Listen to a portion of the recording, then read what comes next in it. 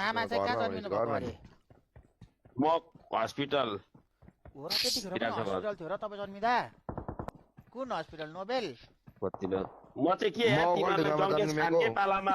जन्मेको जस्तो जङ्गेश खानकै पालामा जन्मेको जस्तो गर्छौ त यार पृथ्वीनारायण शाहले एकीकृत गर्दा त्यहाँ ओखलढुङ्गामा जन्म भएको लडाइँमा दाइ। के जस्तो गर्छ होइन यो मुझे तुममा होला हौ लामा मेरो मामाला हो तेरो तेरो मामालामा चाहिँ कसरी जन्मिन्छ हौ म मामालामा जन्मिँदैन त मम्मी पहिला जाँदा पहिला जाँदा मामाको मम्मी घर जाँदा पहिला उयसमा कस्तो कुरा गर्छ यार अनि माइत जाँदाखेरि जन्मिँदैन कहाँबाट आयो त त्यहाँ? माइतमा जन्मेको लान्छ यो म चाहिँ भर्खर छ आम फलाएर ए होइन के म उता ओखलढुङ्गा आउनु न रुजुकतिर। ए ओखलढुङ्गामा त्यति बेलामा चाहिँ युद्ध परिरहेको लौडा युद्ध ए बाबा ए, युद्ध सुन्नु न मामा युद्ध पर नेपाली आर्मी र उयसको पर्दैन थियो पहिला कस्तो कुरो गर्छ हौ यसले म चाहिँ ए, के भएको बेलामा के भन्छ त्यसलाई जनसेना माओवादी होला हौ दाइ। कालमा हो त्यति बेला जनसेना होइन